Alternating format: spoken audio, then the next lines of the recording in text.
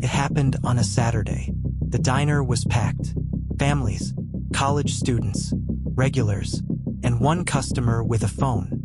No one noticed him at first. He looked ordinary, mid-30s, baseball cap, hoodie, quiet. He ordered coffee and pancakes.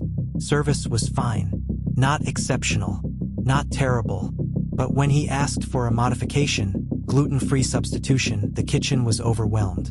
The cook muttered under his breath. Tina hesitated. "We don't usually do that," she said, slightly annoyed. The customer remained calm. "It's a medical thing," he said quietly.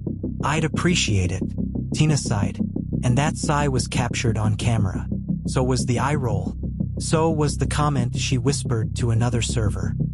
"Here we go again." The video didn't look dramatic in person, but online, it looked cruel. By Sunday morning, the clip was everywhere. Diner staff mock customer with dietary condition.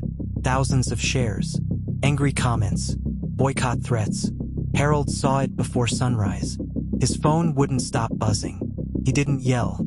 He didn't panic. He drove to the diner. The staff was already shaken. "I didn't mean it like that," Tina said immediately. "It was just stress."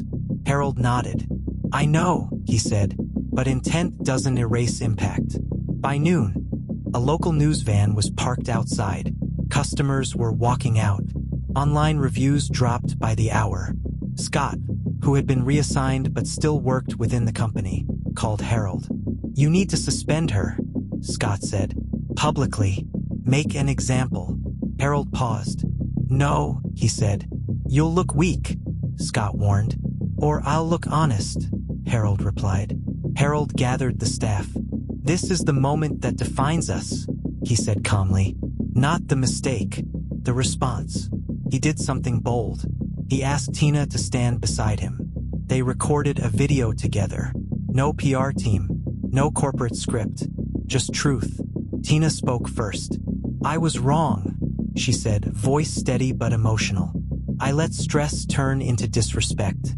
That's not who I want to be." Harold then spoke. "As the owner, the responsibility is mine," he said. "Culture starts at the top.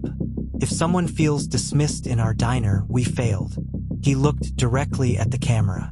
"We will retrain. We will listen. And we will do better. No excuses. No blame shifting. Just accountability." The video went live that evening. At first, more criticism.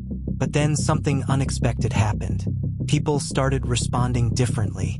She owned it. That's how businesses should respond. Respect for taking responsibility. The original customer even commented. "I wasn't trying to ruin anyone," he wrote. "I just wanted respect. I appreciate the apology." By Tuesday, the storm slowed. By Thursday, something surprising happened. Customers returned. Not because the diner was perfect, but because it was human. Harold implemented one final change. A sign by the entrance. Simple. Black background. Gold lettering. It read, "Everyone who walks in matters." No fine print. No conditions. Tina stayed. Not because she avoided consequences, but because she faced them. She began leading weekly staff reminders. Not lectures. Conversations. "Catch yourself," she'd say. "Check your tone. Treat the person, not your mood." One evening, Harold sat quietly in the corner booth again. No disguise. No test. Just observing. A man walked in wearing worn-out work boots and dusty clothes. He looked tired. Tina greeted him with the same warmth she gave everyone else. "Long day?" she asked kindly. "Very," he said. "Coffee's on me," she replied. Harold smiled. That wasn't policy. That was growth. Later, as Harold prepared to leave, Rachel joined him. "You think it'll last?" she asked. Harold looked around the diner. Laughter from one table, a birthday song from another, staff moving with purpose. "It will," he said quietly. "Why?" "Because this time," Harold said. "The change didn't come from fear." He paused.